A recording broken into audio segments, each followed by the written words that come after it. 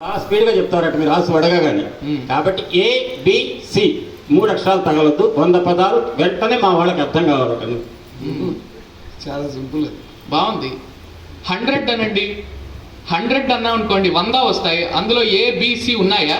లేవు కదా, అంతే. 100 వర్డ్స్ అంతే. 100. Very good. తమ్ముని పెండి ఆడి కడు ధన్యయుయ్యను ధాత్రి లోపలన్. తమ్ముని పెళ్లి ఆడి కడు ధన్యయు అయ్యను ధాత్రి లోపలన్.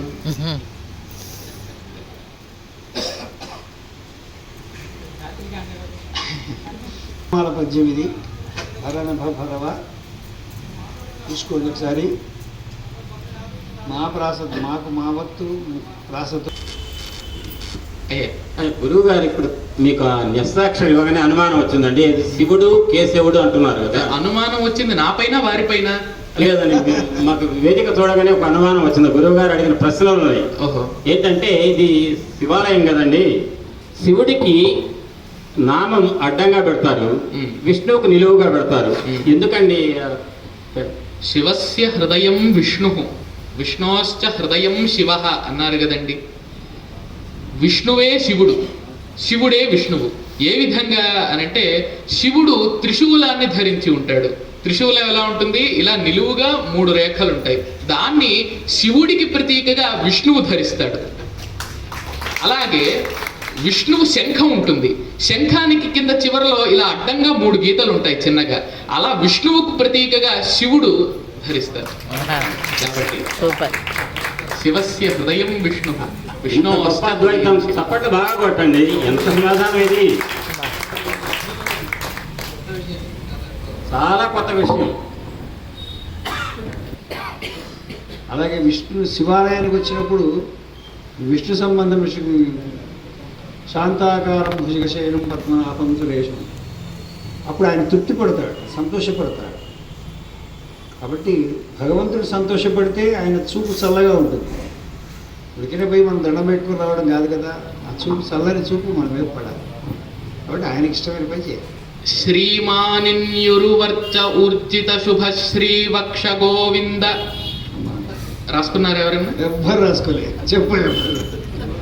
శ్రీమానిన్యురువర్చ ఊర్జిత, వర్చ ఊర్జిత కలిపితే విసర్గ లోపించి ఉరువర్చ ఊర్జిత. వర్చస్సు సకారాంతం కాబట్టి. శ్రీమానిని ఉరు వర్చ ఊర్జిత శుభశ్రీ వక్ష గోవింద. ఉరువక్ష ఉరు వర్చ ఊర్జిత శుభశ్రీ వక్ష. శ్రీమానిన్యురువర్చ ఊర్జిత శుభశ్రీ వక్ష గోవింద. ఊర్జిత శుభశ్రీ వక్ష పద్మాక్ష. అనగానే ఒక చిన్న అనుమానం వచ్చిందండి. మీకు రాకపోతే సందేహం కదండి, వస్తే ఏమి సందేహం? ఒక కూర అటండి అందరికీ ఇష్టం అట. మొదటి 2 అక్షరాలేమో కొంచెం విపరీత అర్థం ఉంటుంది, అక్షరం మాత్రం గౌరవవాచకంగా ఉంటుంది. ఆ కూర ఏంటండి?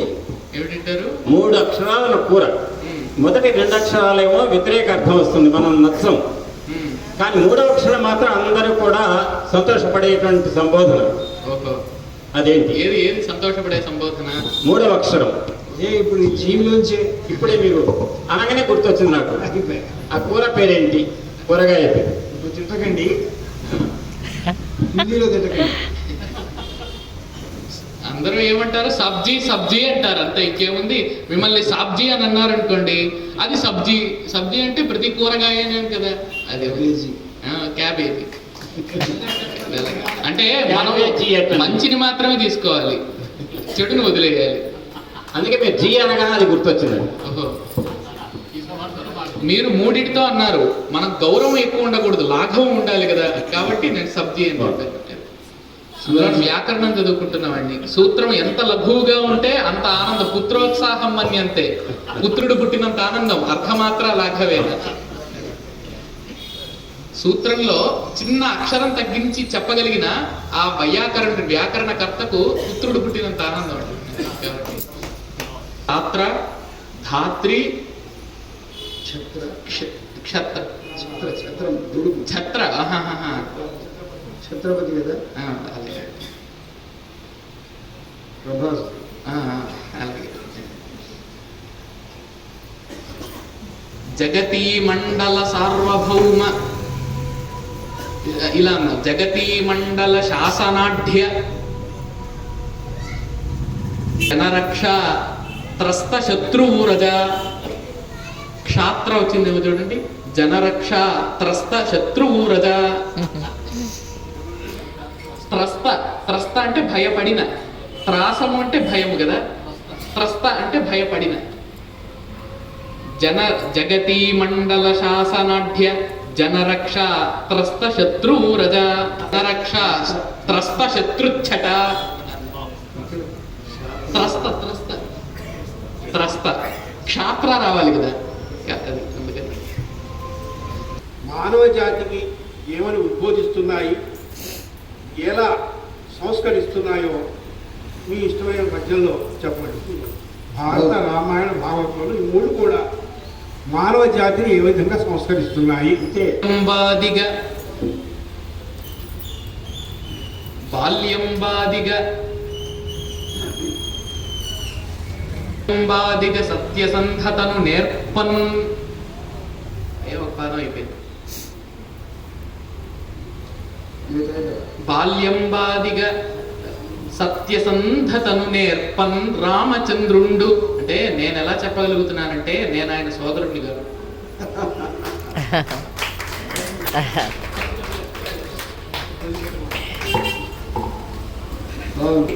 మీరు ఇందాక ఏదో పుత్రుడు పుట్టినంత ఆనందంగా ఉంటుందని అన్నారు మీరు. అంటే అనుభవం లేదండి, కేవలం విన్న జ్ఞానం అంతే. అయితే సునామీ అనే పదం స్త్రీలింగం అనుకుంటాండి. మరి సముద్రుడు పూలేము. పురుషుడి నుంచి స్త్రీ ఎట్ట పుడుతుందండి? అంటే పురుషుడి నుంచి స్త్రీ పుట్టడం అక్కడ లక్షణం కాదండి.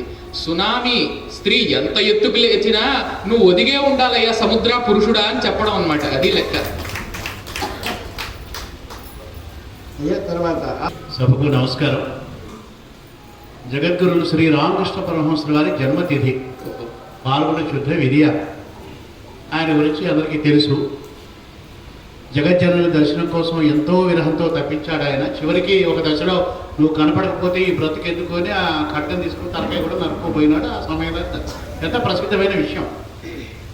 అమ్మ దర్శనం కోసం ఆ రామకృష్ణ వారు పడినటువంటి విరహ వేదన, దాన్ని విరహం అనే అంటారు, దాన్ని మీరు వర్ణించారు. అశు మాతృ విరహ వేదన రామకృష్ణ వారు. మాతృపదాబ్జ సేవన మహాకాంక్ష నిజత్యాగ. కాళీ మాతృపదాబ్జ సేవన మహాకాంక్ష నిజత్యాగ సంలోలుండై భారత క్షోణికిన్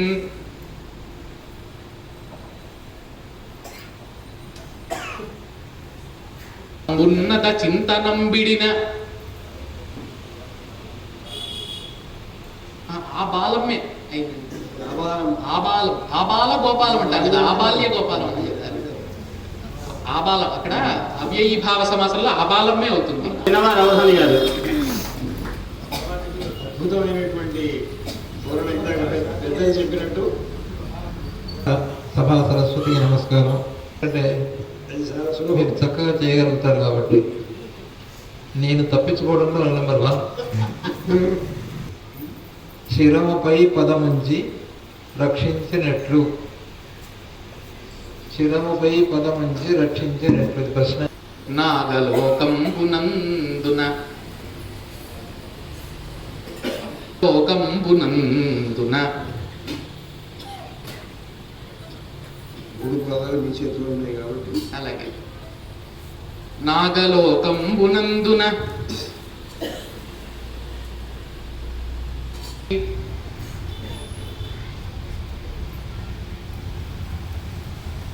రాక్షసేశ్వరుగాచిన రాక్షసేశ్వరుగాచు పద్మాక్షుడతడు. రాక్షసేశ్వరుగాచు పద్మాక్షుడతడు దీవించుగాదే. ఇంద్ర పదవి నొసంగి దీవించుగాదే. అయ్యా ఎతి బాగుంది, దీవించు ఇంచు. శిరముపై కాలుంచి రక్షించునెట్లు అని అన్నారు కదా, అంటే తేటగీతిలో ఇచ్చారు. పెట్టి ఏ విధంగా రక్షిస్తాడయ్యా అని అడిగారు. అంటే ఇది వామన ఘట్టానికి మనం వెళ్ళాలి. అంటే వారు చందో భాషలో పురాణ పఠనం చేశారు, అది లెక్క. కాబట్టి వామన ఘట్టానికి వెళితే ఏ విధంగా వామనుడు బలిచక్రవర్తి కాలు మీద తల మీద కాలు పెట్టినా ఆయన తొక్కేసిన రక్షించినట్లు ఎట్లాగైంది అంటే, ఆయన తొక్కి ఎక్కడికి పంపించాడయ్యా? సాక్షాత్తుగా పాతాళ లోకంలో బలిచక్రవర్తిని పెట్టి సాక్షాత్తు కలియుగాంతం వరకు శ్రీ మహావిష్ణువే అక్కడ ఆయన ద్వారం దగ్గర కాపలా ఉండి ఆయనకు భవిష్యత్తులో ఇంద్ర పదవిని ఒసగబోతూ ఉన్నాడు. అది విషయం. ఈ విధంగా ఆయన్ని రక్షించాడు. తీసుకోగానే అనుమానం వచ్చిందండి. ఆశాపాసముత కడునిడుపులే దంతంబు రాజేంద్ర. దంతం ఏంటండి? ఏ దంతం రాజేంద్ర? అంటే మీరు ప్రతిసారి అందరినీ కలపడానికే చూస్తున్నారు తప్ప కొన్ని కొన్ని పదాలను విడదీయడం కూడా మంచిదే. అంటే మనుషుల్ని కాదు కానీ పదాల్ని. కాబట్టి లేదు అంతంబు, కాబట్టి లేదు అంతంబు రాజేంద్ర ఆశాపాశాలు.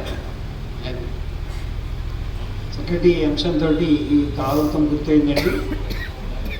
రెండవ ఆవృతానికి మనం వెంటనే వద్దాము. విశుద్ధాక్షరులకు రావాలి. 8:28 సురలటు ప్రపన్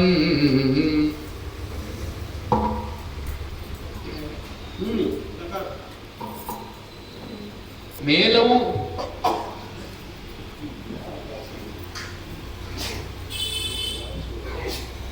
మేలవును మా మనిషిలో మా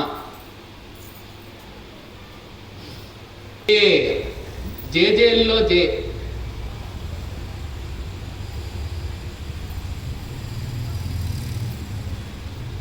రు రు రు అండి. యు అని కూడా చేయదు.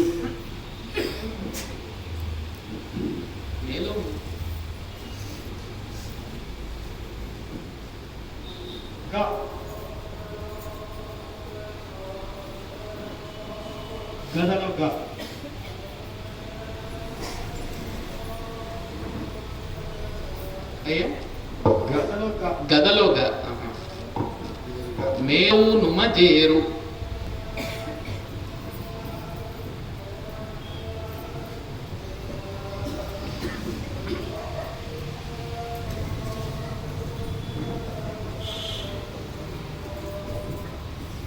మేలవు నుమ చేరు నళినములో నా మేలవు నుమ చేరున వారు బిగించట్లేదు మనం ఏం చేస్తాం.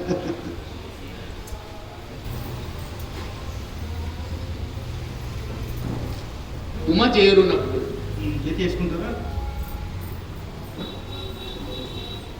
అంతే. వేదవు నువ్వు చేయగలుగుతాడు.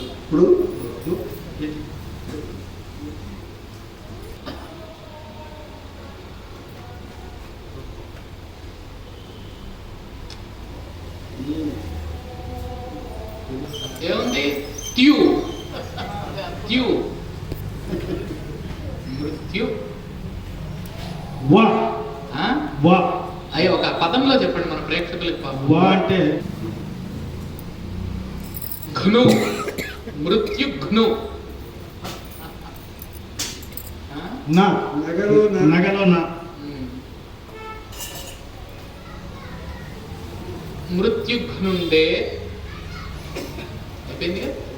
మేలం ఉమజేరునప్పుడు మృత్యుఘ్నుండే శ్రీలై సురలటు ప్రబ్బన్ శ్రీలై సురలటు ప్రబ్బన్ మేలవు ఉమ చేరునప్పుడు మృత్యుఘ్నుండే. పార్వతి వచ్చింది, పరమేశ్వరుడు వచ్చాడు, సురలకు శుభము చేరింది, వాళ్లకు వివాహము, వాళ్ళిద్దరు చేరారు కూడా. నిజానికి అలా పెళ్లి అయిపోయింది. నిజానికి వారు అడిగినటువంటి అంశం మొదటి 2 పాదాల్లోనే అయిపోయింది. అవధాని గారు, మీ పేరు మొదటి రౌండ్ లో ఆలోచిస్తున్న మొదటి అక్షరం బి, భరత్ శర్మ గారు కదా బి. కానీ రెండవ రౌండ్ నిషేధాక్షరి, నిషిద్ధం అనేటువంటి దాన్ని కంప్లీట్ గా పూర్తి చేయగానే నాకు అనుమానం వచ్చింది. ఆ ఏబిసి అనే ఇంగ్లీష్ అక్షరాల్లో రెండవది బి, మీ పేరులో మొదటి అక్షరం బి. ఆ బి అనే దానికంటే ఎప్పుడు చలి కొడుతుందట అండి. చలి, నాకు చలి అని బాధపడుతుంటుందట ఆ బి. ఎందుకని? ఏదేది బి అనేటువంటి అక్షరం చలికి చలి బాధపడుతూ ఉంటుంది, ఎప్పుడు చలి అంటుందట. బి అనే అక్షరం ముందే ఉందండి. ఏముందండి? బి అనే అక్షరం తర్వాత ఏముందండి? సి. ఏసీ మధ్య ఉందండి కదండి ఆ బి అనే అక్షరం.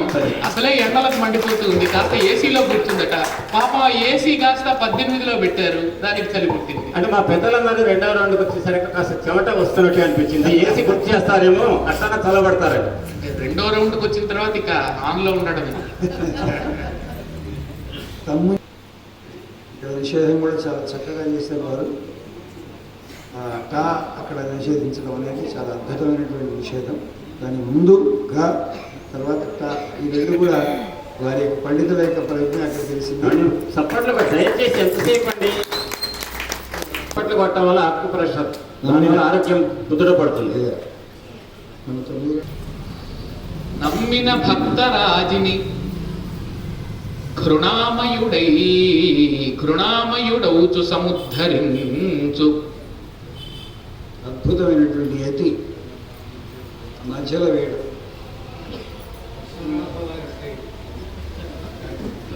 సముద్ధరించు తోరమ్ముగా తమ్మి కంటి.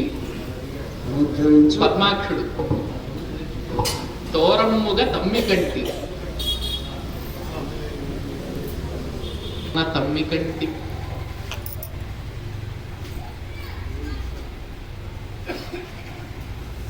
రసరాగిణియై ఉదయించు లక్ష్మితో. రసరాగిణియై ఉదయించు లక్ష్మితో ఎత్తాడు కదండి. అక్కడ లక్ష్మీదేవి ఎక్కడిది? ఆయన ఒక్కడే ఉన్నాడు కదా కూర్మావతారంలో. అంటే కూర్మావతారంలో ఆయన మోయడానికి కావలసిన శక్తి లక్ష్మి. అది ఆ విధంగా ప్రతి దాంట్లోనూ కూడా, ప్రతి అవతారంలో లక్ష్మి ఏదో ఒక రూపంలో వెళుతుంది. అందువలన ఇప్పుడు ప్రస్తుతం శ్రీకృష్ణుడితో లక్ష్మీదేవి ఒక రూపంలో వచ్చిందట. అది 3వ పాదంలో చెబుతాం. భక్తరాజిని ఘృణామయుడౌచు సముద్ధరించు తోరమ్మున తమ్మి కంటి రసరాగిణియై చనుదెంచు లక్ష్మితో. ఒక సందేహం మీరే పెట్టారు ఇప్పుడే. కూర్మావతారంలో శ్రీ మహావిష్ణువు వచ్చేటప్పుడు మందర పర్వతాన్ని మోయడానికి కావాల్సిన శక్తి రూపంలో లక్ష్మీదేవి ఉందన్నారు కదా. మా శివయ్యని పార్వతమ్మని ఇద్దరిని ఒకటే చేసి అర్ధనారీశ్వరుడుగా మేము ఆ స్థితికి చేరాం, తత్వాన్ని ఆవిష్కరించుకున్నాం. ఇప్పుడు విడిగా ఉండి పార్వతి స్త్రీమూర్తి, శివయ్య పురుషుడు. కానీ అర్ధనారీశ్వరుడు అయిన తర్వాత ఈ జనాభా లెక్కలు తీస్తున్నారు ఈ మధ్య. వారిని పురుషుడు సెక్షన్లో వేయాలా, స్త్రీ సెక్షన్లో వేయాలా అనేది ఒక అనుమానం అండి. అంటే అసలు ఆయన్ని లెక్కే చేయకూడదండి, ఆయన్ని లెక్కలోకి తీసుకోకూడదు. ఎందుకంటే మన పూర్వం ఒక పద్యం ఉన్నది. ఒక కవి రాజుగారి దగ్గరికి వెళ్తాడు. ఆయన పాపం పేద కవి, ఆయనకు డబ్బులు కావాలి. మరి ఏ విధంగా రాజుగారిని ప్రార్థించాలంటే ఎవరికైనా ప్రార్థించడానికి మొదట గుర్తొచ్చేది ఎవరు? శివుడు. కాబట్టి ఆ అర్ధనారీశ్వరుని తీసుకొని ప్రార్థిస్తున్నాడట. అర్ధం దానవ వైరిణ గిరిజయాప్యర్థం శివస్యాహృతం దేవేత్థం జగతీతలే స్మరహరాభావే సమున్మీలతి గంగాసాగరం అంబరం శశికళా నాగాధిపక్ష్మాతలం సర్వజ్ఞత్వమధీశ్వరత్వమగమత్వాం మాం చ భిక్షాటనం అని చెప్తాడు. ఏమిటయ్యా ఈ పద్యానికి అర్థము అనంటే, శివుడు ఉన్నాడు, శివుడిలో సగభాగమేమో విష్ణువు. ఎందుకంటే ఇంతకుముందే చెప్పుకున్నాం, మన లక్ష్మీనారాయణ గారు చెప్పారు, మన దత్తపది ఇచ్చిన వారు, న్యస్తాక్షరి ఇచ్చిన వారు చెప్పారు, శివస్య హృదయం విష్ణువు విష్ణుస్య హృదయం శివ. అంటే శివుడిలో సగభాగం ఎవరండి? విష్ణువు. సరే, ఇప్పుడు మిగిలిన సగభాగంలో పార్వతీదేవి. అంటే ఇటు సగమేమో విష్ణువు, అటు సగభాగం శరీరంలో ఏమో పార్వతి. మరి శివుడు ఎక్కడ? మరి శివుడికి అసలు రూపం అంటూ లేదే, మిగలలేదే. అప్పుడు ఏమైందట? శివుడికి రూపం మిగలకపోతే ఆయనను ఆశ్రయించి ఆయనను ఆధారంగా చేసుకున్నటువంటి గంగ, అలాగే చంద్రుడు, వీళ్ళందరూ ఏమైపోవాలంట? అప్పుడు ఏమవుతుందంటే శివుడికి మొత్తం రూపమే లేకుండా పోయింది. అప్పుడు గంగ ఏమో సముద్రుణ్ణి కలిసిపోయింది. ఎందుకు? అన్ని నదులు సముద్రంలో కలుస్తాయి కాబట్టి గంగ ఏమో నెత్తి మీద ఉండడానికి శివుడు ఇప్పుడు రూపం లేదు కాబట్టి ఆయనకు సాగరం వైపుకి వెళ్ళిపోయింది, సాగరాన్ని ఆశ్రయించుకుని ఉంది. మరి చంద్రుడు ఆకాశానికి వెళ్ళిపోయాడు, ఆకాశంలో ఉన్నాడు. మన గంగా సాగరం అంబరం శశికళ, మరి మెడలో ఏమో పాము ఉంది. ఆ పాము ఎక్కడికి వెళ్ళాలి? నాగాధిప శ్మాతలం, పాతాళ లోకంలోకి వెళ్ళి ఉన్నది. అందుకని పాతాళానికి నాగలోకం కదా పేరు. కాబట్టి పామేమో నాగలోకానికి పాతాళానికి వెళ్ళిపోయింది. కానీ ఇంకా ఆయనలో ఇంకా ఒక 2-3 గుణాలు ఉన్నాయి. సర్వజ్ఞత్వం, అధీశ్వరత్వం అని. అంటే శివుడిని సర్వజ్ఞుడు అంటాం, అంటే సర్వము తెలిసినవాడు కాబట్టి. ఆ సర్వజ్ఞత్వం అంటే సర్వము తెలిసిన గుణము. అదే విధంగా ఈశ్వరుడు అంటే ఐశ్వర్యం కలవాడు అని కదా అర్థం. అంటే అన్నిటి మీద ఆధిపత్యం కలవాడు, సార్వభౌమత్వం కలవాడు. కాబట్టి ఈ 2 గుణాలేమో ఓ రాజా నీలోకి వెళ్ళాయి, ఇక్కడికి తీసుకొచ్చాడు దాన్ని. ఈ 2 గుణాలు అంటే అన్నీ తెలిసిన గుణము, అదేవిధంగా అన్నిటి పట్ల అధికారం కలిగినటువంటి గుణము నీలోకి వెళ్ళాయి. మరి శివుడిలో ఉండేటువంటి భిక్షాటనం అనే గుణం మాత్రం నాలోకి వెళ్ళిందయ్యా అన్నాడు. అయ్యా నాకు విన్నపం ఒక్కటి, ఇక్కడ అసలు విషయం ఏమిటో చెప్పలేదు నేను ఇంకా. అంటే ఓ రాజా నీకు అన్నీ తెలుసు, ఎందుకంటే సర్వజ్ఞత్వం అనే గుణం నీలో ఉంది. పైగా అన్నిటి పట్ల ఆధిపత్యం నీకున్నది, అంటే అధికారం నీకున్నది. అంటే నా యొక్క దారిద్ర్యము నీకు తెలుసు, ఎందుకంటే నీకు అన్నీ తెలుసు కాబట్టి. ఇంకొకటి ఆధిపత్యం, అంటే నువ్వు ఇవ్వగలిగిన స్థాయిలో ఉన్నావు. అయినా కూడా నేను ఇంకా భిక్ష ఎత్తుకుంటున్నా అంటే నువ్వేమి రాజు అయ్యా అని చెప్పకుండా చెప్పడం అనమాట. అది అయితే నా విన్నపం ఏంటంటేనండి, ఇది ప్రస్తుతం కాబట్టి ఆయనకు అసలు రూపమే లేనప్పుడు మీరు జనాభా లెక్కలు ఎలా ఎంచుతారు? అది నేను చెప్పడం ఇంతకు వచ్చి. ఆ అనుమానం అనేది ఎంత పెద్ద మంచి. దీనికి మీరు తెలుగు మీ శైలిలో వచ్చేసారి అవధానం ఖమ్మంలో చేసినప్పుడు మీ భాష, మీ విధానంలో ఒక పద్యం కావాలని గుర్తుపెట్టుకొని చెప్పండి. తప్పకుండా ఈ విషయం గమనిస్తున్నాను. తర్వాత న్యస్తాక్షరంలోకి వద్దాం. అయ్యా వారికి న్యస్తాక్షరి సమస్య అయిపోయింది కదా. తోరమ్మున తమ్మి కంటి రసరాగిణి అయి చనుదించు లక్ష్మితో శ్రీమానిన్యురువర్చ ఊర్జిత శుభ శ్రీవక్ష పద్మాక్ష. తర్వాత 2వ పాదంలో ఎన్నో అక్షరం ఉన్నారండి? 10వ అక్షరం రా కదా. 2వ పాదంలో 10వ అక్షరం రా, 3వ పాదంలో 19వ అక్షరం తా, 4వ పాదంలో మళ్ళీ 13 అన్నారా? 2 కదా, 2 మా అంతే. ఇప్పుడు 2వ పాదంలో 10వ అక్షరం రా రావాలి.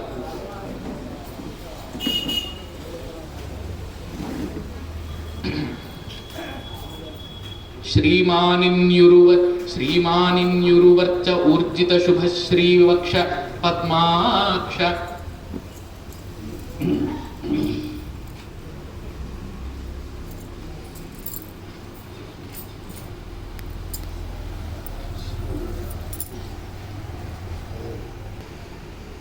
తేజో మాహాత్మ్యజితోష్ణ భాస్కర. రావచ్చింది కదండి పదోక్షరం. తేజో మాహాత్మ్యజితోష్ణ భాస్కర.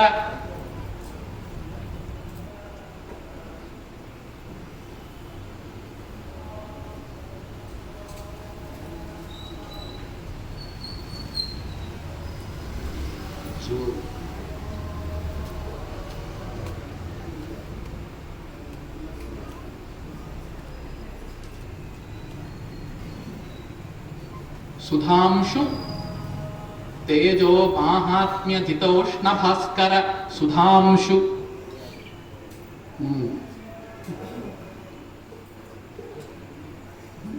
సుధాంశు స్నిగ్ధ వక్త్రప్రభ. ఆయన రూపమేమో భాస్కరుణ్ణి జయించింది తేజస్సులో, ఆయన ముఖమేమో చంద్రుడిని జయించింది ప్రసన్నతలో, ఆహ్లాదత్వంలో. తేజో మాహాత్మ్యజితా జితోష్ణ భాస్కర సుధాంశు స్నిగ్ధ వక్త్ర ప్రభ. మీరేమో వయసులో చాలా చిన్నవారు. ఇందాక మా రాయగారు అంటున్నారు ఏదో వృద్ధా శిష్య గురు యువ లాగా ఉందట. ఇప్పుడు వృద్ధా శిష్య కబీర్ యువ. అయితే మనకు అనుమానం వచ్చిందండి. కనుదోయికిన్ అన్యకాంతలడ్డంబైన మాతృభావన చేసి మరలువాడు. 5 ఏళ్ల పిల్లవాడు. 5 ఏళ్ల పిల్లవాడు ప్రహ్లాదుడికి ఇతర స్త్రీలు కనపడితే వాళ్ళు మాతృభావన ఇంకేదో భావన అని వెళ్తుందండి. అసలు ఎందుకంటే అట్లా చెప్పారు?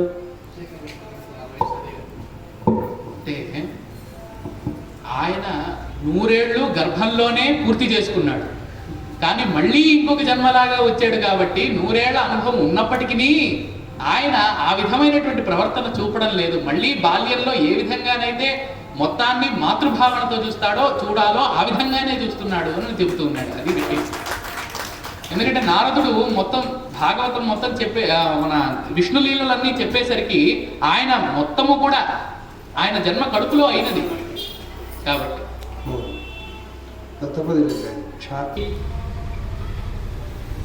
మూగి అంటే క్రమంగా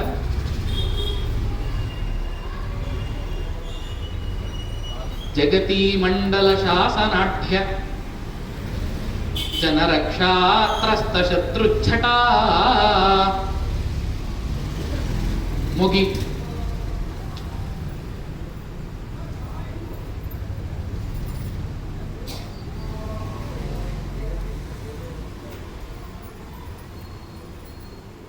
ముగి సదానందం అండి. కానీ ఎల్లప్పుడూ ఆనందమే కదండి సదానందం అంటే. కానీ అతన్ని పట్టుకొని అందరూ అంటుంటారట, అరే నీలో ఎప్పుడు విచారం ఉందిరా అని. ఏంటో అతనికి అర్థం కాలేదండి. అతని పేరు సదానందం. అంటే సదానందంలో మధ్యలో దానం ఉంది కదా, అది చేయట్లేదేమో ఆయన, అందువల్ల విచారం ఆయనకి. అంటే ఆయనకు ఆనందం ఉంది, ఎదుటివాడి ఆనందాన్ని కోరుకోవాలంటే పేరులో ఆనందం ఉన్నంత మాత్రాన ఏం లాభం అండి? ఎదుటివాడి ఆనందం కోరుకున్నప్పుడు నిజమైన ఆనందం. కాబట్టి సదానంద మధ్యలో చూడండి, దానం సదానంద, కాబట్టి దానం చేయాలి. ఈ 2 పదాలు ఒకసారి చెప్తారా? జగతీ మండల శాసనాఢ్య జనరక్షాత్రస్త శత్రుఛట ముగి మాతృప్రథ సంతరించు సుమనోబోధ త్రినేత్రోజ్వల ధాత్రి బోధా త్రినేత్రోజ్వల ధాత్రి అన్నమాట. సత్యసంధతను నేర్పన్ రామచంద్రుండు లౌల్యంబున్ విడనాడ భారతము గార్హస్థ్యంబునన్ నేర్పు బాల్యంబాదిగ సత్యసంధతను నేర్పన్ రామచంద్రుండు ఇకన్ లౌల్యంబున్ విడనాడ భారతము గార్హస్థ్యంబునన్ నేర్ప. అయ్యా అక ప్రత్యయమైతే కళగాని ఇక అనేటటువంటి ధృతాంతం ఎప్పుడు ధృతాంతం లేదు.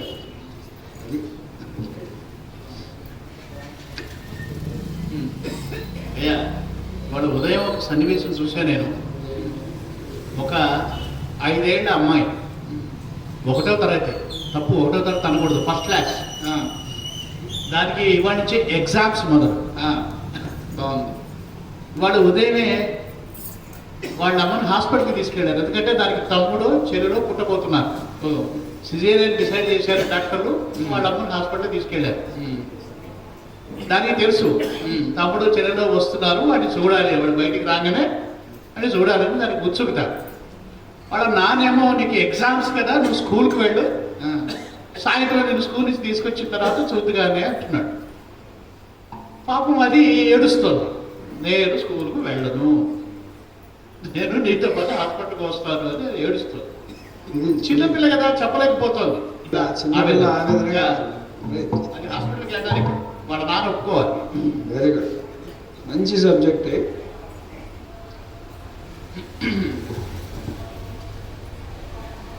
గాకు జావత్తు అంటే మీరు ఆ మాట అన్నారు కాబట్టి నేను అధిపతిగా పెట్టాను అన్నమాట. ఎగ్జామ్స్ అందున నేను పాస్ అయిన తీరే అమ్మ పాస్ అవునుగా ఆమె ఎగ్జామ్లో. అదొక పెద్ద ఎగ్జామ్, అంతే కదండి. మరి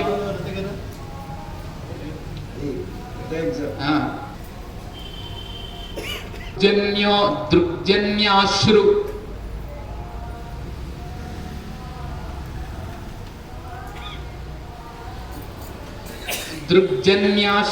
దృగ్జన్య అశ్రు దృగ్జన్యాశ్రు ప్రపూరిత. మీరు ఏడుస్తోందన్నారుగా, అందుకని ఇంక ప్రాస తీసుకున్నప్పుడు తప్పదు కదండి. దృగ్జన్యాశ్రు ప్రపూరితాస్యయగు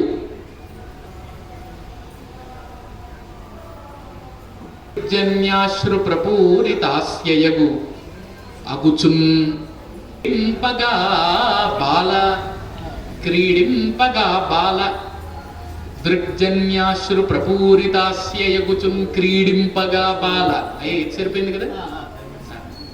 దృగ్జన్యాశ్రు ప్రపూరితాస్య యగుచున్ క్రీడింపగా బాల సమ్యక్ జాగ్రత్ స్థితి.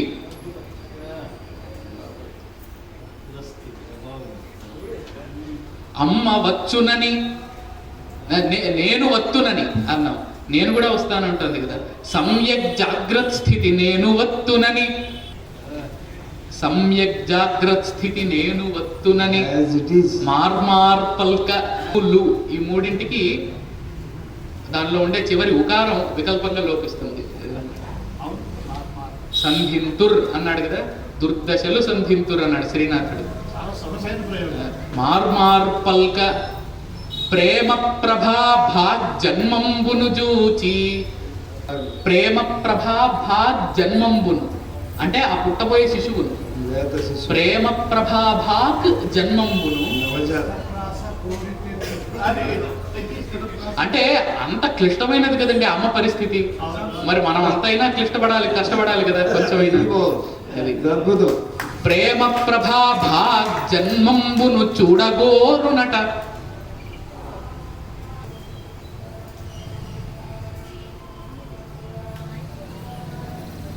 భావించి సంబంధమున్. ప్రేమ ప్రభాభా జన్మంబును చూడగోరునట. ఎవరు చూడగొడుతున్న అమ్మాయి. ప్రేమ ప్రభాభా జన్మంబును చూడగోరునట. అందుకే అది తమ్ముడో చెల్లెలో తెలియదు కదా, ఆ జన్మము పుట్టబోయేటటువంటి ఆ జన్మను చూడాలని. అది తమ్ముడా చెల్లె మనం చెప్పలేదు, అందుకే లింగ నిర్దేశం చేయలేదు. ప్రేమ ప్రభాభా జన్మంబును చూడగోరునట సంభావించి సంబంధము. అంత అద్భుతమైన పద్యం వస్తుంటే మధ్యలో అడగలేకపోయానండి.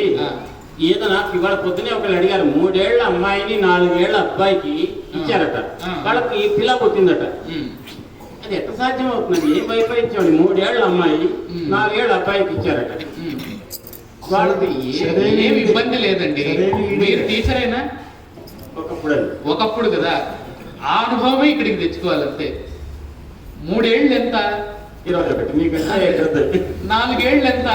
28. 28 ఏళ్ల అబ్బాయికి 21 ఏళ్ల అమ్మాయిని ఇచ్చారు, తప్పే ఉందండి. 3 ఏళ్ల అమ్మాయికి 4 ఏళ్ల అబ్బాయిని ఇచ్చారు. ఈ ఆశుపద్యం చెప్తున్నప్పుడు నాకు ఇక్కడ ఎంత పండితులు కూర్చున్నారు, అద్భుతమైనటువంటి పండితులు. ఇక్కడ తెలుస్తుంది మనకు వాళ్ళ యొక్క జిజ్ఞాస. పేకాట ఆడుతుంటే జోకర్ వచ్చినట్టు సంతోషపడుతుంది. ఇంత చక్కటి పద్యమా, ఇంత చక్కటి పద్యం వస్తుంది. అద్భుతమైనటువంటి పద్యం ఇచ్చారు. అయ్యా మనం కొద్దిగా సమయాన్ని కూడా దృష్టిలో పెట్టుకోవాలి, ముఖ్యంగా మన ఇద్దరం. అయ్యా భాష. నెమలి పెంచము ఎవ్వరి నెత్తికెక్కే ప్రశ్న వేశారు. సమాధానం పూర్తి చేయండి. నెమలి పింఛము ఎవ్వరి నెత్తికి ఎక్కే. అది మరి ఎందుకన్నారు మళ్ళీ ఎవరిని మార్చేశారు? ఎందుకంటేనే బాగుంటుంది. అస్ఖలిత తత్వమును నేర్ప ఆశయము గోపికావల్లభుడు. గోపికావల్లభుండు చేకొనెను సుమ్ము తనదు లీలలెరుంగుట తరమే మనకు.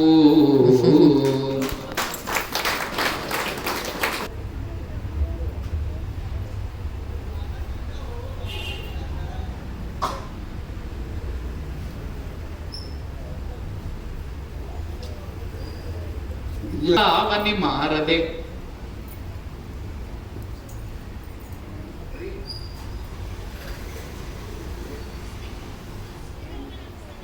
కైలాసాద్రియ మారెగదా. మారెగ దా కిందకు. కైలాసాద్రియ మారెగదా. స్వర్గం. లేఖులు అంటే దేవతలు కదా, మరి లేఖ అవని స్వర్గము. కైలాసమే స్వర్గంగా మారింది అంటే దేవతలందరూ ఇక అక్కడికే వచ్చి కొలువు తీరారు. చక్కటి పదప్రయోగం. లేఖావని, లేఖ అవని. కైలాసాద్రియ మారెగదా లేఖావనియనంగ. ఆ పిండిలిచే కైలాసావని మారెగదా లేఖావనియనంగ ఆ పిండిలిచే. నెక్స్ట్ అంటే అక్కడ మారే గదా అన్నప్పుడు ఆకారం అందులో ఉంది కాబట్టి కాకుస్వర ఇది ఆకారానికి కూడా వేసుకోవచ్చు కాబట్టి ఆ పెండిలిచే. చూడండి, నేర్చుకోవడానికి ఎన్ని అంశాలు ఉన్నాయో. ఒక పద్యంలో యతి ఎలా వేస్తున్నారో, కాకుస్వర యతి ఎలా వేస్తున్నారు, ఇవన్నీ ప్రతి పద్యంలో మనం నేర్చుకోవాల్సిన అంశాలు కనిపిస్తుంది. చెప్పండి. శ్రీలై సురలటు పొంగన్ శ్రీలై సురలటు ప్రబ్బన్ మేలో ఉమచేరునప్పుడు మృత్యుఘ్నుండే కైలాసాద్రియ మారెగదా లేఖావనియనంగా ఆ పిండిలిచే. నమ్మిన భక్తరాజిని ఘృణామయుడౌచు సముద్ధరించు తోరమ్మున తమ్మి కంటి రసరాగిణియై చనుదించు లక్ష్మితో. రసరాగిణియై చనుదించు లక్ష్మితో.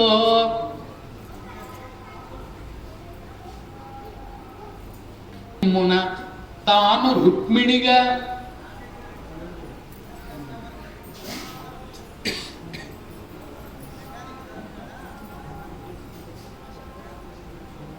రుక్మిణీదేవి పైన చెప్పిన విధంగా ఏ విధంగా అయితే కృష్ణుడు అందరిని సముద్ధరిస్తాడో అటువంటి కృష్ణుణ్ణి సీరికి తమ్ముని పెండ్లి ఆడి కడుధన్యయు అయ్యనో ధాత్రిలోపలం. అంటే ఆయనకు అష్ట మహిషులు ఉన్నారు కృష్ణుడికి, కానీ వారందరిలోకెల్లా ధన్యాత్మురాలైన మాత్రం రుక్మిణి అనే చెప్పాలి. ఎందుకనంటే అటు ఆమె యొక్క భక్తి అచంచలమైనటువంటి భక్తి అటువంటిది. సత్యభామను చూసుకున్న ఆమె తులసి సమయంలో కానీ, ఆ బేరం వేసేటటువంటి సమయంలో, తులాభారం వేసే సమయంలో కానీ, ఆ సమయంలో అంతా కూడా ఒక తులసిని ఇచ్చి రుక్మిణి అగ్రస్థానానికి. అదేవిధంగా పారిజాత పుష్ప సమయంలో కూడా. కాబట్టి ఇవన్నీ చూసుకున్నట్లయితే ఆయనను పెండ్లాడినటువంటి వారందరిలోకి ధన్యాత్మురాలైంది మాత్రం లక్ష్మీదేవి అంశతో జన్మించినటువంటి ఆ రుక్మిణీ మాతయే. సమస్య చాలా చక్కగా పూరించారు. ఒక పాదం నేను ఇచ్చాను, సమస్య దక్కిన 3 పాదాలు పూరించారు. చాలా అద్భుతంగా వచ్చింది పద్యం, కొత్త భాగం. వ్యాకరణ విశేషం ఏంటంటే మామూలుగా సీరి తమ్ముడిని పెళ్ళాడింది అనాలి, కానీ సీరికిన్ తమ్ముడిని అని కూడా ఎలా అనొచ్చు అంటే నాకున్ తమ్ముడు మీకు నెచ్చెలి. అంటే నాకున్ తమ్ముడు అంటే నా తమ్ముడు, మీకు నెచ్చెలి మీ నెచ్చెలి అని చెప్పడం. అక్కడ బాల వ్యాకరణంలో సూత్రం కూడా రాశాడు అది పనిగా. అవునవును, కారక ప్రకరణంలో ఈ విషయాన్ని స్పష్టంగా చేశాడు. అంటే నా తమ్ముడు అనొచ్చు, నాకు తమ్ముడు అని కూడా. అట్లాగా సీరి తమ్ముడు, సీరికిన్ తమ్ముడు. ఇమ్మున తాను రుక్మిణిగా ఏలుకొనెన్ గద అట్టి సీరికిందమ్ముని పెళ్ళియాడి కడుధన్యయు అయ్యను ధాత్రి లోపలన్. Very good. తర్వాత అంశం న్యస్తాక్షరి. శ్రీమానిన్యురువర్చ ఊర్జిత శుభ శ్రీవక్ష పద్మాక్ష తేజో మాహాత్మ్యజితాది జితోష్ణ భాస్కర సుధాంశు స్నిగ్ధ వక్త్ర ప్రభ. తర్వాత 3వ పాదంలో 10వ అక్షరం ఉన్నారా? 19 రామామోహన గాత్ర. రామ అంటే స్త్రీ అని అర్థం. రామామోహన గాత్ర.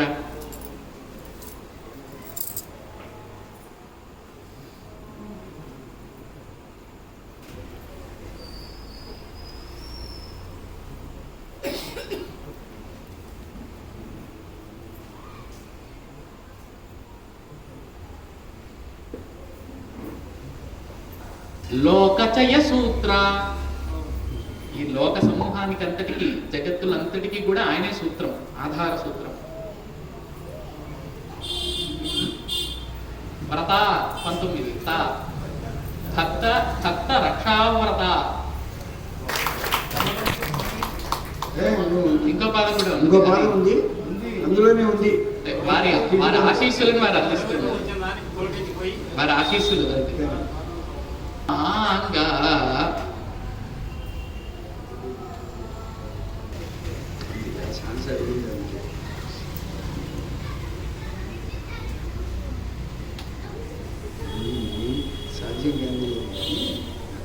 శ్యామాంగ ఖగరాట్టురంగ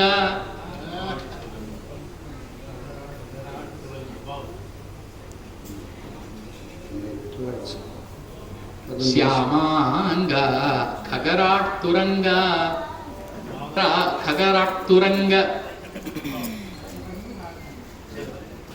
వృక్షం గురువు కావాలి. రిపుభంగ ఉమ్. శ్యామాంగ ఖగరాట్టురంగ రిపుభంగ కృష్ణ కున్నతుల్ శ్యామాంగ ఖగరాట్టురంగ రిపుభంగ కృష్ణ నీకున్నతుల్ శ్యామాంగ అద్భుతంగా వచ్చింది. మానిన్యురువర్చ ఊర్జిత శుభ శ్రీవక్ష పద్మాక్ష తేజో మాహాత్మ్యజితోష్ణ భాస్కర సుధాంశు స్నిగ్ధవక్త్ర ప్రభా సుధాంశు స్నిగ్ధవక్త్ర ప్రభా రామా మోహన గాత్ర లోకజయ సూత్ర భక్త రక్షావ్రత శ్యామాంగ ఖగరాట్టురంగ రిపుభంగ కృష్ణ నీకున్నతుల్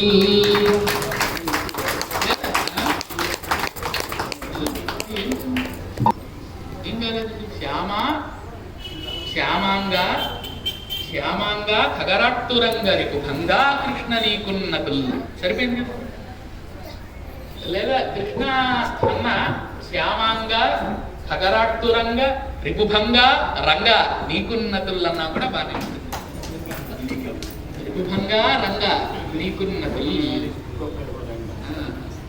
సరే.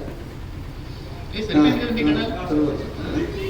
నేను రాసుకోలేదు. 2 పదాలు మిగిలేయండి అంతే. అయ్యా, ఇక్కడ ఒక చిన్న ప్రకటన. ఎవరైనా ప్రేక్షకుల నుంచి కానీ అవధానుల నుంచి కానీ ప్రాశ్నికుల నుంచి కానీ ఇప్పుడు ఈ పద్యాలను మీరు ధారణ చేసి చెప్పగలిగితే అవధాని గారి చేత సత్కారం ఉంటుంది. జగతీ మండల శాసనాఢ్య జనరక్షా త్రస్త శత్రుఛట జగతీ మండల శాసనాఢ్య జనరక్షా త్రస్త శత్రుఛట మొగి మాతృప్రథ సంతరించు సుమనోబోధ త్రినేత్రోజ్వల వావ్. ధాత్రి అయింది. తర్వాత ఏమిటంటే ఛత్ర ఛత్ర ఆజీ.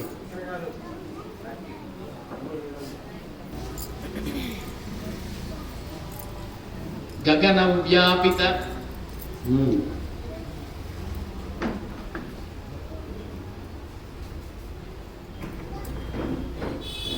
వ్యాపిత కీర్తి సూత్ర గగన వ్యాపిత కీర్తి సూత్ర ఆయన కీర్తి అనేటటువంటి లత సూత్రము గగనాన్ని మొత్తం వ్యాపించిందట. అంటే గగనాన్ని మొత్తం కొలుస్తోంది ఆ సూత్రము. అంటే ఎంత కీర్తో ఆయనది అది. కొత్త కొత్త ప్రయోగాలు. గగన వ్యాపిత కీర్తి సూత్ర వావ్. అంతే కదా, సూత్రంతో కొలుస్తాం. ఇక్కడ ఆ సూత్రం ఆయన కీర్తి అనే సూత్రం గగనాన్నే కొలుస్తోంది. అంటే అనంతమైనటువంటి కీర్తి. అద్భుతమైనది. గగన వ్యాపిత కీర్తి సూత్ర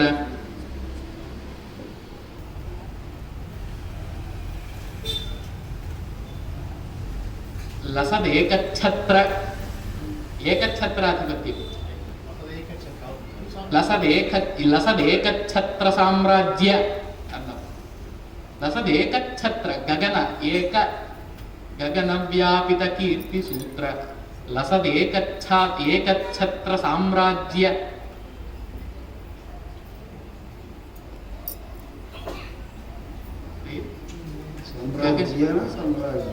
సామ్రాజ్య కీర్తి సూత్ర లసదేకఛత్ర సామ్రాజ్య నీ సుగుణముల్ గణియింప శక్యమే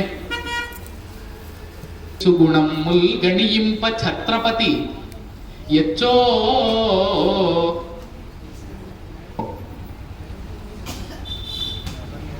నీ సుగుణముల్ గణియింప ఛత్రపతి ఎచ్చోటం శివాజీ తగున్. నీ సుగుణం ముల్గణింప ఛత్రపతి ఎచ్చోటన్ శివాజీ తగున్. ఓ శివాజీ ఛత్రపతి నీ సుగుణములు గణింపడానికి ఏ చోట తగును. అక్కడ శివాజీ అన్నప్పుడు ఆజీ కూడా వచ్చింది.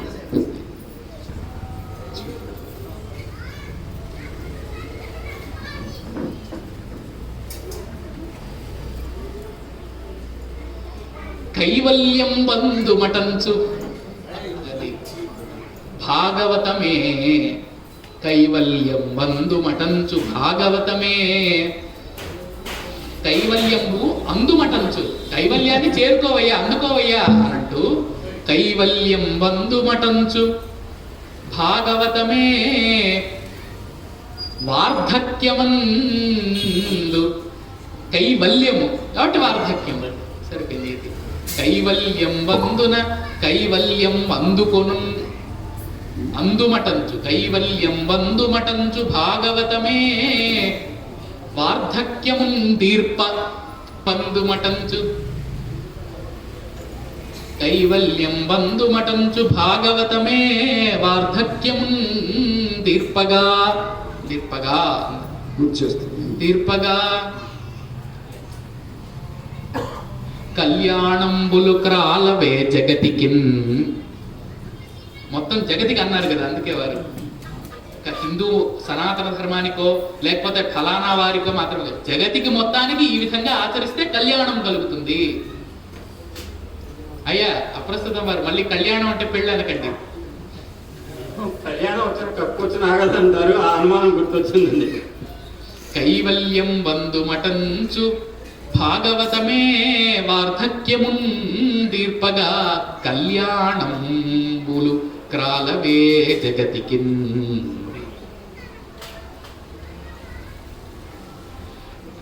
జ్ఞానాత్ములైనన్ జనుల్ కళ్యాణంబులు క్రాలవే జగతికిన్. జ్ఞానాత్ములైనన్ జనుల్. అది వేటి వల్ల పై చెప్పిన మూడిటి వల్ల. అసలు జ్ఞానం అంటే ఏమిటి, అక్కడ ఇంకొక మర్మం ఉంది ఇందులో. ఈ మర్మాన్ని చివరిలో చెప్తా ఉన్నాం కదా. మొదట బాల్యకాలంలో రామాయణాన్ని చదవాలి. అంటే రాముడి యొక్క ప్రవర్తన, రాముడి యొక్క మార్గము ఏ విధంగా ఉన్నదో చిన్నప్పుడు చదివితే అది పిల్లల యొక్క సత్యసంధతను కానీ వాళ్ళ యొక్క సద్గుణాలను కానీ తీర్చిదిద్దుతుంది. తరువాత గార్హస్థ్యం అంటే గృహస్థాశ్రమంలో ఉన్నప్పుడు, అంటే ప్రౌఢ నిర్భర వయఃపరిపాకమున ఉన్నప్పుడు భారతం చదవాలి. అంటే లౌల్యము అంటే లోలత్వం, దేని పట్ల కూడా విపరీతమైనటువంటి మోహం కానీ లోలత్వం కానీ ఉండకూడదు అనే విషయాన్ని భారతం మనకు గృహస్థాశ్రమంలో చెబుతుంది. ఎందుకంటే గృహస్థాశ్రమంలోనే అనేక వస్తువులు వాంఛలు ఉంటాయి కాబట్టి మనకు. కాబట్టి ఆ సమయంలో భారతం చదవాలి. ఇక చివరి సమయంలో వార్ధక్యంలో వృద్ధాప్యంలో ఏం చదవాలి అంటే భాగవతం చదవాలి. ఇక అప్పుడు ఎందుకు చదవాలి అంటే కైవల్యం, సాక్షాత్తుగా మోక్షాన్ని అందుకోవడమే ఇక నీ కర్తవ్యం ఈ వయసులో అని చెప్పడానికి చివరిలో భాగవతాన్ని వినాలి లేదా చదవాలి. ఈ విధంగా చేస్తే ఏమవుతుందట, జగతిలో మొత్తంలో కూడా కళ్యాణంబులు రాలవే, శుభమైనటువంటి పరిస్థితులు రావా. ఎందువల్ల? జ్ఞానాత్ములైన జనులు, వీటి వల్ల జనులు జ్ఞానాత్ములు అవుతారు. మరి జ్ఞానం అంటే ఏమిటయ్యా అంటే మోక్షే ధీర్ జ్ఞానం అన్యత్ర విజ్ఞానం శిల్పశాస్త్రయోహ అన్నారు అమరకోశంలో. అంటే జ్ఞానము విజ్ఞానం ఈ రెండు పదాలకు మధ్య కొంచెం తేడా ఉన్నదండి. మనం ఈ మధ్య జ్ఞానం అన్నా విజ్ఞానం అన్నా ఒకేలా వాడేస్తున్నాం.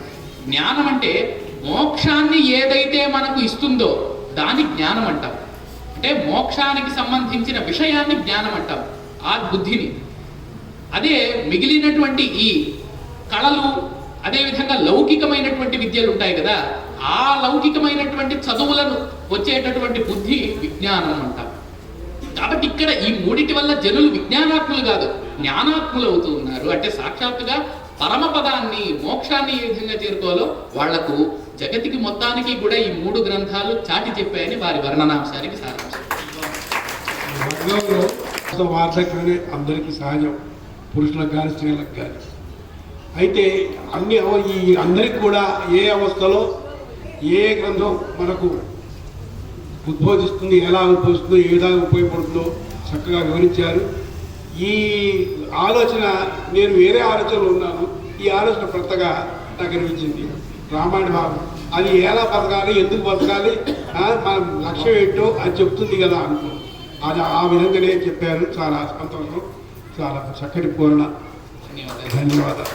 అందులోనూ లియా ప్రాస, అది లియా ప్రాస శివాలయం భాగవతం గొప్ప అని చెప్పారు. శ్రీ అలాగే లఘుగానే అడుగుతాను. అయ్యా, బియ్యం కొట్టుకు వెళ్ళారు, ఈ మాట నాతో చెప్పండి, మా అమ్మగారు. బియ్యం దుకాణానికి వెళ్ళారు. మామూలు మాలాంటి వాళ్ళు వెళ్తే ఇది 72 రూపాయలు కిలో, కిలో 68 ఏవో రేట్లు చెప్తాడు. మరి వాడు ఏమనుకున్నాడో, యువకిషోరం వెళితే అయ్యా ఇవి 100 రూపాయలు ఏమిటి, డజన్ 100, ఇవి డజన్ 150 ఏమిటి బియ్యం, బియ్యం రేటు డజన్ లెక్క చెప్పాడు. అప్పుడు మీ మనస్థితి ఎలా ఉంటుందో చెప్పండి. ప్రమాణాలు మారినాయి. ఒక్కొక్కటి లెక్క పెట్టుమో అని పలుకలు చిక్కినచో నీ భార్యకు ఒక్కొక్కటి లెక్క పెట్టుమో అని పలుకన్.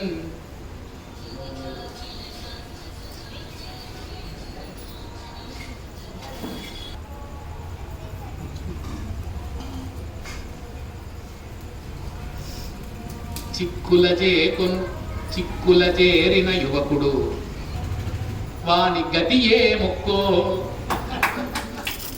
అంటే నీకు పెళ్ళైంది కదయ్యా కొత్తగా, ఎప్పుడన్నా భార్య కోపం వస్తే ఒక్కొక్క బియ్యపు గింజ లెక్క పెట్టమని శిక్షిస్తుంది. కాబట్టి అది నేర్చుకోవడానికి డజను బియ్యపు గింజలు లెక్క పెట్టడం నేర్చుకో అని చెప్తున్నారు. అంటే పొదుపుగా సంసారాన్ని చేసుకోవాలి అని చెప్పారు. డజను బియ్యపు గింజలు అంటే ఒక్కొక్క బియ్యపు గింజ ఎంతో విలువైనదే అని చెప్పడం అన్నమాట. పాప యువకుడు కదా, తెలియదండి. ఎలా ఉంటుందో నా కోరిక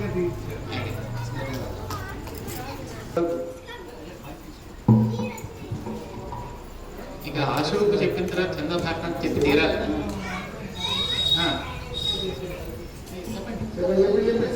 నేను అదే చెప్పిన, ఆశువుకు చెప్తే తప్పకుండా చంద్రభారతం చెప్పాలని అడుగుతున్నాను. సర్పయనగా రాజు సర్పమయ్యే.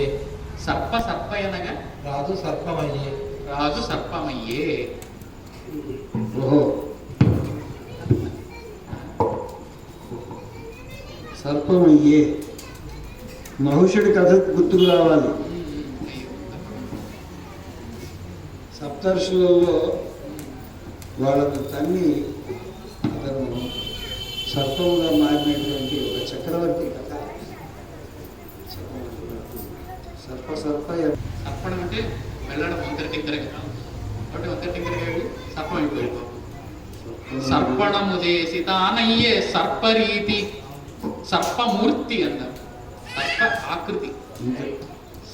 సర్పణము చేసి తానయ్యే సర్పమూర్తి.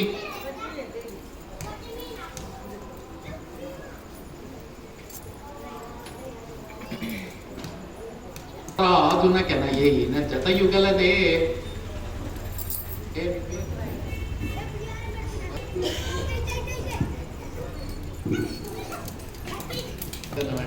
రాముని సోదరుడు ఎవరు? లక్ష్మణుడు. లక్ష్మణుడు ఎవరు? ఆదిశేషుడి, అంటే సర్పం యొక్క అంశంతో జన్మించినవాడు. కాబట్టి అడిగిన వారికి సర్పంతో సంబంధం ఉంది. రామ సోదరుడయ్యే సర్పము, సోదరుడయ్యే సర్పము. కాబట్టి ఆ సర్పంలో ఉండేది మాత్రం ఇది.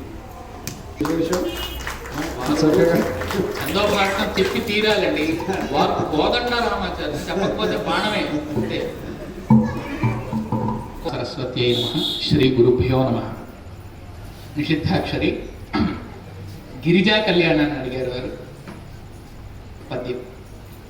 శ్రీలై సురలటు ప్రబ్బన్, శ్రీలై సురలటు ప్రబ్బన్ మేలౌ నుమ చేరునట్టి, మేలౌ నుమ చేరునబ్డు, మేలౌ నుమ చేరునబ్డు మృత్యుఘ్నుండే కైలాసాద్రియ మారెగదా లేఖావనియనంగ ఆ పిండిలిచే. సమస్య శ్రీ ఎంవి లక్ష్మీనారాయణ గారు. వారు తమ్ముని పెండ్లి ఆడి కడు ధన్యయు అయ్యను ధాత్రిలోపలన్ అని సమస్య ఇచ్చారు. నమ్మిన భక్తరాజిని ఘృణామయుడవుచు సముద్ధరించు తోరమున తమ్మి కంటి రసరాగిణియై చనుదెంచు లక్ష్మితో ఇమ్మున తాను రుక్మిణిగా ఏలుకొనెంగద అట్టి సిరికిన్ తమ్ముని పెండ్లియాడి కడు ధన్యయు అయ్యను త్రిలోపలను. 3 న్యస్తాక్షరి. 13వ శార్దూల వృత్తంలో 13, 10, 19, 2 అక్షర స్థానంలో శ్రీ ర తా మ అనే అక్షరాలను పెట్టమని చెప్పి వారు శివాలయంలో ఉన్నాం కాబట్టి విష్ణు స్తుతిని చేయమన్నారు. శ్రీమానిన్యురువర్చ ఊర్జిత శుభ శ్రీవక్ష పద్మాక్ష శ్రీమానిన్యురువర్చ ఊర్జిత శుభ శ్రీవక్ష పద్మాక్ష తేజో మాహాత్మ్యజితోష్ణ భాస్కర సుధాంశు స్నిగ్ధ వక్త్ర ప్రభా రామామోహన గాత్ర లోకచయ సూత్ర భక్త రక్షావ్రత శ్యామాంగ ఖగరాట్టురంగ రిపుభంగా రంగ నీకున్నతుల్. వారు క్షాత్ర, ధాత్రి, ఛత్ర, ఆది అనే 4 పదాలు ఇచ్చి శివాజీ మహారాజుల గురించి వర్ణించమన్నారు. జగతి మండల శాసనాఢ్య జనరక్షా త్రస్త శత్రుచ్ఛట. జగతి మండల శాసనాఢ్య జనరక్షా త్రస్త శత్రుచ్ఛట. ముగి మాతృప్రథ సంతరించు సుమనో బోధ త్రినేత్రోజ్వల గగన వ్యాపిత కీర్తి సూత్ర లసదేకఛత్ర సామ్రాజ్య నీ సుగుణముల్ గణియింప ఛత్రపతి యచ్చోటన్ శివాజీ తగున్. చివరిగా వర్ణన. వారు రామాయణ భారత భాగవతాలు జగత్తునకి ఇచ్చేటటువంటి సందేశాన్ని గురించి చెప్పమన్నారు. బాల్యంబాదిగా సత్యసంధతను నేర్పన్ రామచంద్రుండు ఇకన్ లౌల్యంబున్ విడనాడ భారతము గార్హస్థ్యంబునన్ నేర్ప కైవల్యం బంధుమటంచు భాగవతమే వార్ధక్యమున్ తీర్పగా కళ్యాణంబులు క్రాలవే జగతికి జ్ఞానాత్ములైనన్ జనుల్. ఒకసారి అవధాని గారికి మనం లేచి నిలబడి అభినందనలు తెలియజేస్తే బాగా అనిపిస్తుంది.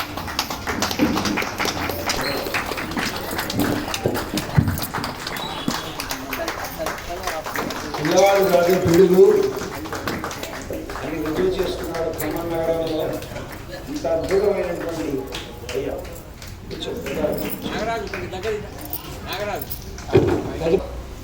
ప్రశ్న అడగటము ఆలస్యము, దానికి స్పందన మాత్రం అత్యద్భుతము. ముందే విన్నవించాను, ఎందుకంటే యవ్వనంలో కడుగుపెడుతున్నాడు. బహుశా 19వ సంవత్సరం అనుకుంటా, 18 పుట్టది. అటైనింగ్ మెజారిటీ మా భాషలో. ఇక్కడి నుంచే ప్రారంభం కష్టాలు. కాబట్టి 2 జగద్గురువుల మధ్యలో కూర్చోబెట్టి, అంటే సరి అయిన మార్గంలో ప్రయాణం చేయటానికి మనకి జగద్గురువుల యొక్క మార్గదర్శకమే ప్రధానం. అది సంపూర్ణంగా ఉండాలని, ఆశీస్సులు లభించాలని ఎన్నో గొప్ప గొప్ప అవధానాలే కాకుండా భాష మీద, వ్యాకరణం మీద అద్భుతమైన పట్టుంది. కాబట్టి శాశ్వతంగా నిలిచే గ్రంథాలు. అవధానాలు కొంతకాలంలో పద్యాలు మర్చిపోవచ్చు, కానీ గ్రంథ రూపంలో ఉంటే శాశ్వతంగా చరిత్రలో మిగిలిపోతాయి. అవి ఆ బ్రహ్మరాంబ రామలింగేశ్వరుల ఆశీస్సుల వల్ల మీకు లభించాలని మనసా వాచ కోరుకుంటూ దేవస్థానం తరఫున చిరు సత్కారాన్ని స్వీకరించవలసిందిగా ప్రార్థిస్తూ మా యజ్ఞనారాయణ గారు. నమో మహత్య. ఇప్పుడు కనిపించిన అవధాని గారు పంచశరుడు, సుమశరుడు.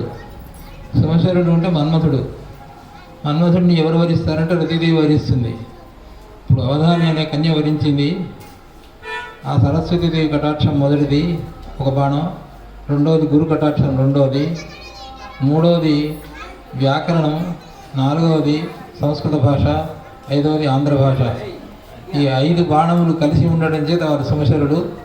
వారికి సరస్వతి కటాక్షం ఇంకా నిండుగా ఉండాలని, గృహస్థ జీవితంలో కూడా తోడుగా నుంచే సరస్వతీదేవి రావాలని ఆకాంక్షిస్తే సెలవు. స్వస్తి.